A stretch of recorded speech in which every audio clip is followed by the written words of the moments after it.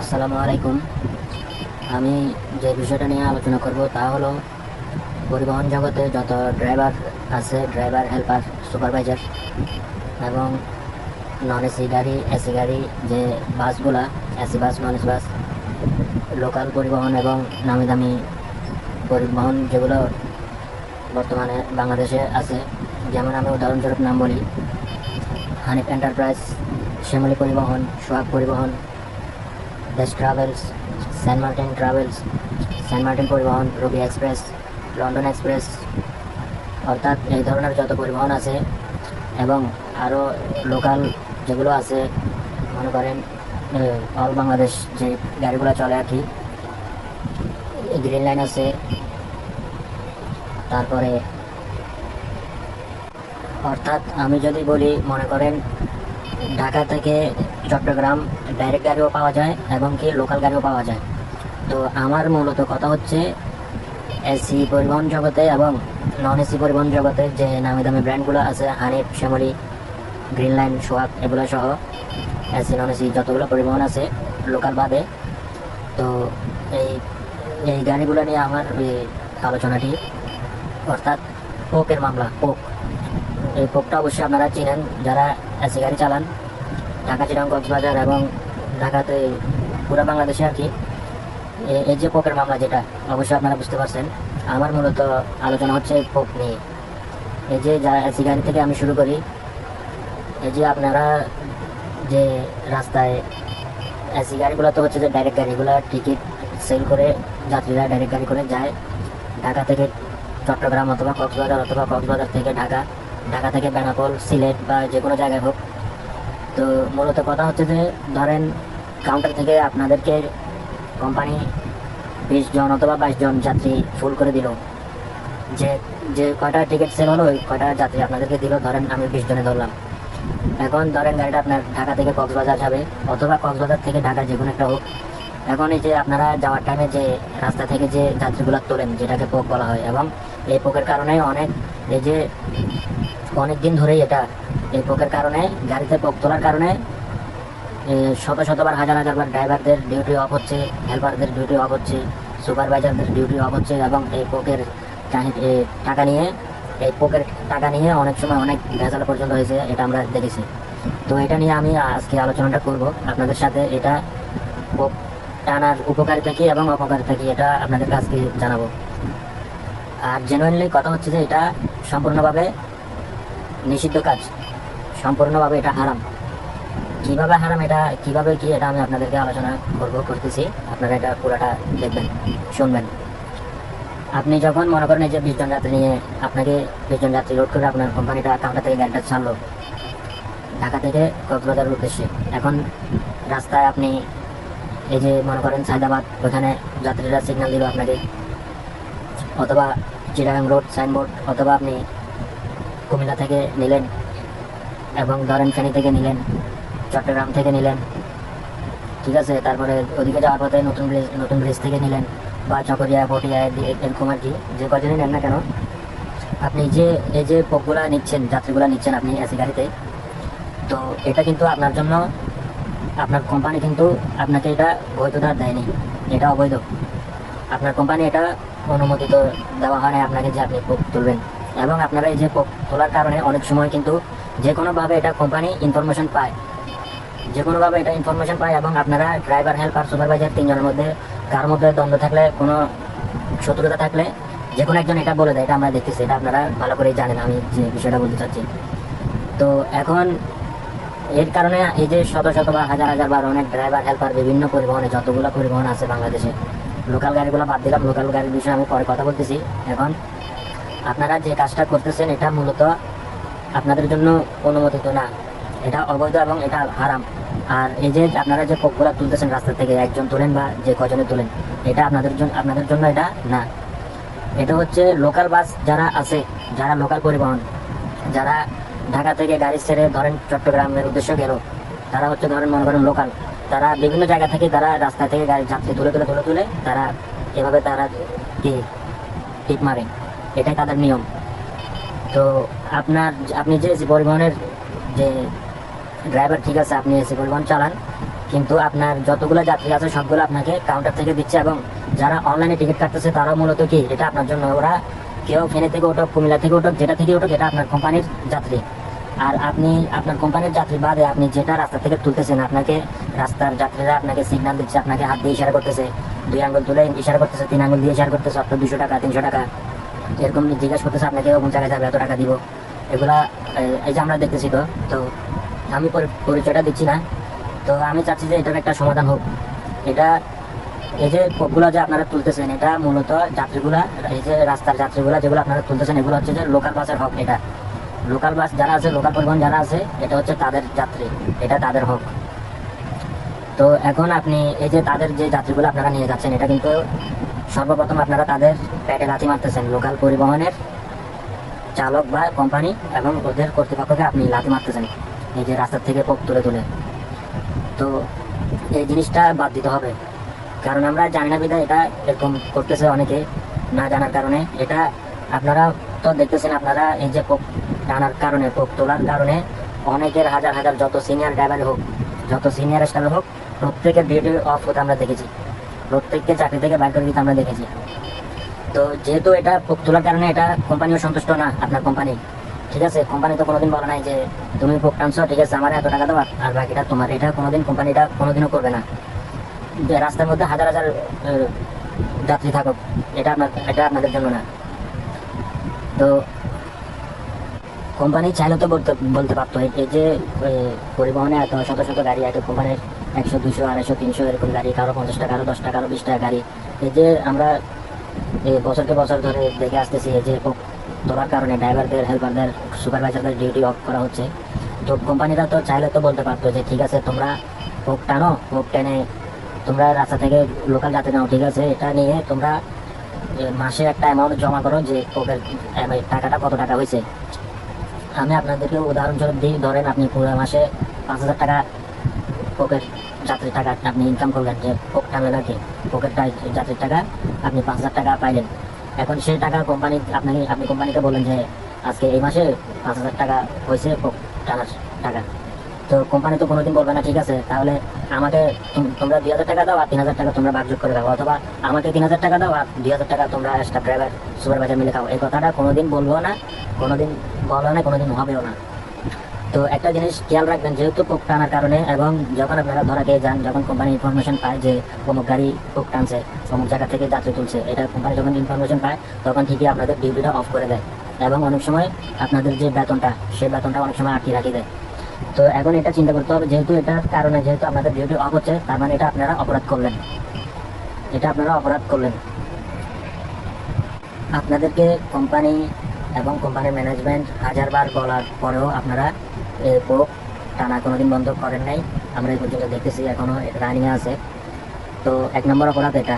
আর 2 নম্বরে আসি, যেটা হচ্ছে যে বললাম যে আপনারা লোকাল বাসের ড্রাইভারের পেটে লাথি দিলেন, সেটা হচ্ছে লোকাল বাসগুলো যখন তারা তাদের গাড়ি ছাড়ে, তারা চট্টগ্রাম বা কক্সবাজার উদ্দেশ্যে যখন রওনা দেয় ঢাকা থেকে, তখন সে তো লোকাল, ঠিক আছে, সে তো রাস্তা থেকে যাত্রী তুলে তুলে তুলে তুলে তুলে তুলে সে তার গাড়ি ফুল হোক বা 20 জন হোক 25 জন হোক যেটাই হোক, সে রাস্তা থেকে তুলে তুলে সে তার গন্তব্যস্থানে সে পৌঁছে সে তার ইনকামটা জোগাড় করে। এখন এই যে আপনি যে ঢাকা থেকে কক্সবাজার যাওয়ার সময় রাস্তা থেকে যে আপনি যে যাত্রীগুলো তুললেন, লোকাল যাত্রী, সেটা ভিআইপি যাত্রী হোক, কোটিপতি হোক বা রাস্তার একটা ফকির হোক, কারণ আপনি রাস্তা থেকে যাত্রী তুলছেন, এটা কিন্তু আপনার জন্য বৈধতা না। তো এখন এই যে রাস্তা থেকে যে যাত্রীগুলো আপনি তুলে নিয়ে গেলেন, এখন এই যে লোকাল বাস যেটা ঢাকা থেকে রওনা দিল কক্সবাজার উদ্দেশ্যে অথবা চট্টগ্রাম উদ্দেশ্যে, আপনি যে যাত্রীগুলো নিয়ে গেলেন, তার আপনি ধরেন যাওয়ার টাইমে, এই যে ঢাকা থেকে ধরেন কক্সবাজার গেলেন, যাওয়ার টাইমে আপনি কমসে কম আপনি 20 জন যাত্রী নিয়ে আপনি রওনা দিলেন কাউন্টার থেকে, তাহলে আপনার আরও সিট খালি আছে।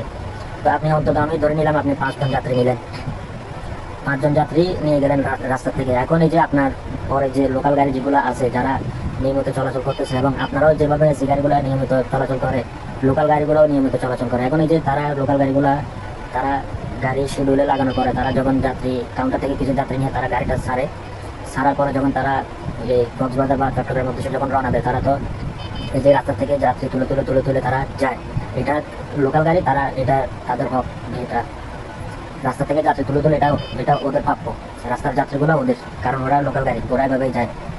রাস্তা থেকে যদি যাত্রী নামতো তাহলে এটা লোকাল কোনো শব্দই থাকতো না, কোনো অপশনে থাকতো না। তো আপনারা যেমন ডাইরেক্ট গাড়ি, ওরাও লোকাল গাড়ি, ওরা রাস্তা থেকে তুলে ওটা এটা নিয়ে যায়, ওরা ইনকাম করে, এটা ওরা ড্রাইভার, হেল্পার, সুপারভাইজার এগুলো কি তাদের রোজগার এটা, এবং কি তারা ইনকাম করে কোম্পানিকেও দেয়। তো এই যে আপনারা যে এসি গাড়িগুলো যারা আছেন আপনারা ড্রাইভাররা, আপনারা যে যাওয়ার টাইমে যে কোকগুলো তুলেন, এটা তো তাদের হক, আপনি তো তাদের পেটে লাথি মারলেন। তো এখন এটা সেই লাথিটা ঘুরে ফিরে একদিন আপনার পেটেও পড়বে। কিভাবে পড়বে? মানুষ ছোট থেকে বড় হয়, অনেক সময় বড় থেকে ছোট হয়, যে বলে না আজকে গরিব কালকে বড় লোক, কালকে বড় লোক আজকে গরিব। তো এমন আর কি। তো ধরেন আপনার এই যে আপনি যে কোকটা টানলেন, আপনার তো অনেকবার ডিউটি অফ হয়েছে, ঠিক আছে? তো অফ যেহেতু হয়েছে, ধরেন আপনাকে কোম্পানি টোটাল আপনাকে বাদ করে দিল যে আপনি আমার পরিবহনে আর আসবেন না। তো এখন আপনার নসিবে যদি লোকাল, আপনি যেহেতু ড্রাইভার, আপনি এই যে বাংলাদেশের সর্বপ্রথম এসি বাসগুলো যেগুলো দেখতেছেন, এগুলো তো সর্বপ্রথম তো এগুলো আসে না, আগে তো ছিল লোকাল গাড়ি থেকে যে আস্তে আস্তে আস্তে আস্তে দেশ উন্নত হচ্ছে। তার তখন যে বাংলাদেশে হুন্ডাই বলেন, মার্সিডিজ বলেন, স্কেনিয়া বলেন, ম্যান বলেন, আরও যে গাড়িগুলো আছে, ইনো, RM2, ইসুজু, বর্তমানে হাইগারও আছে। তো এই গাড়িগুলো তো আগে তো ছিল না, আগে তো আপনারা লোকাল গাড়ি চালাইছেন, এই যে ব্যাকফুট গাড়ি, ট্রাক, ব্যাকফুট, বাস, আরও যা আছে এগুলো থেকেই তো আস্তে আস্তে আস্তে আস্তে চালিয়ে এখন বর্তমান যুগে হাই লেভেলে আপনারা আছেন।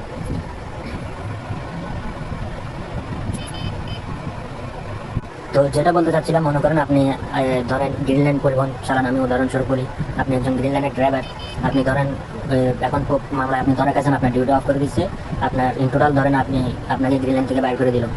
এখন আপনি আপনার কপালে যদি থাকে এবং আপনার নসিবে যদি থাকে, আপনার রেজিস্টার যদি ওই যে লোকাল পরিবহন কোম্পানিতে থাকে, তাহলে আপনাকে অবশ্যই ওখানে যাইতে হবে। যদি আপনি কোনো জায়গায় চাকরি না পান, তাহলে আপনাকে তো অবশ্যই লোকালে ব্যবস্থা করতে হবে, কারণ আগে তো ওগুলো থেকে তো মানুষ ছোট থেকেই তো বড় দিকে আসে আস্তে আস্তে। তো এখন আপনি যদি লোকালে যান, ঠিক আছে, লোকালে যাওয়ার পরে যে এখন আপনি আগে যে পরিবহন চালাইছেন, এসি পরিবহনে থাকতে আপনি এই যে রাস্তা থেকে পোকগুলো নিলেন, পোকগুলো নিয়ে আপনারা খাইলেন, ঠিক আছে।